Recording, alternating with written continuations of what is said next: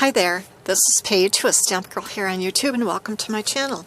In this video I'm sharing with you the project I made for the collab I'm doing with my friend Jill, who is Jill May Creations here on YouTube. And each month we find a packaging idea to create. It might be something that we found on a blog, on Pinterest, or on YouTube. The one I found for this month I actually found on YouTube, and for the life of me I can't remember the name of the Stampin' Up! Demonstrator that I found this idea from, but I'll search through the history on my computer and see if I can't come up with the video, and I'll leave a link down below if I can find it. I don't know if this particular box has a name, but it's kind of like a origami fold box, and it has triangular ends. I just used some cardstock from my stash, and I have a stack of 6x6 single sheets of pattern paper that came from various paper pads, and I just pull out that little stack first when I'm making something to see if I can find something to use, and then if I can't find anything I'll go to the 6x6 pads and try to find something there. But this was in one of my loose sheets.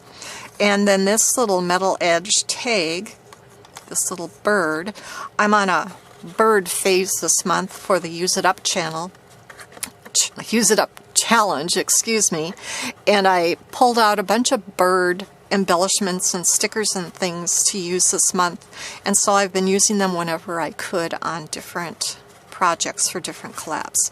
But I just have it tied on with some crinkled seam binding, and this will just slide off.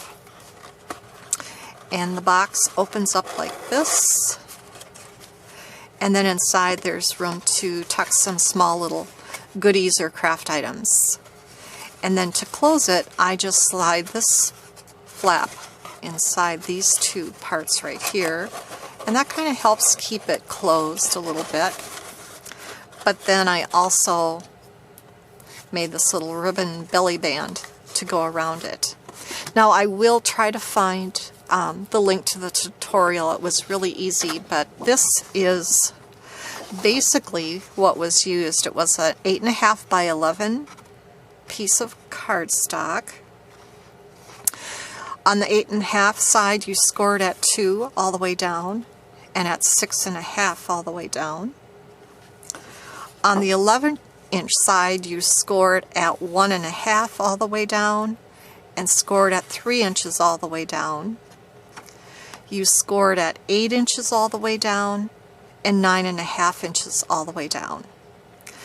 And then you make 2 more score lines just part way down. So in between these 2 horizontal score lines, you score at 4.25, just there, not all the way from the top to bottom, but just in that middle section, and again at 6.75, right there. Then you want to mark the halfway point on the 11-inch side, which is 5.5. I marked it at the top and the bottom. And you want to take your stylus and a ruler, and you want to make a diagonal score from this second score line down to the 4.25 score line, and from the 5.5-inch point down to the 4.25-inch score line, and from the 5.5-inch point down to the 6.75 score line, and then from the 8 full-length score line, the very top of that, down to the 6.75 score line. So you get a series of diagonal lines, and then you rotate your paper and you do the same thing again. Diagonal score here, here, here, and here. So the top and the bottom match up as far as those diagonal lines. Then when you go to cut, you cut off the 4 corner rectangles. That's all you need to remove. And then you fold on your score lines and crease. And then as you're folding the full length score lines, go ahead and fold all the way down. Be careful with the shorter lines because you don't want to make creases where there aren't score lines. And then you also want to fold gently on your diagonal lines. And then what you'll have, if I open this up again,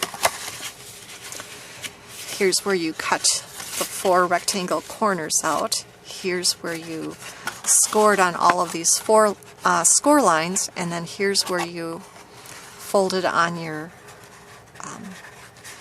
diagonal scores, and then this just kind of rolls up together and falls into place. The video is, I'm not very good at tutorials, so the video, if I can find it, is much better than what I described, but I thought if anybody wanted to take a screenshot of the template, they certainly would be able to figure it out on their own, knowing where the score lines go.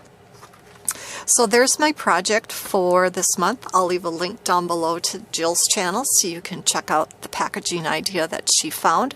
I'd like to thank all of you for joining me, and now I'm off to create.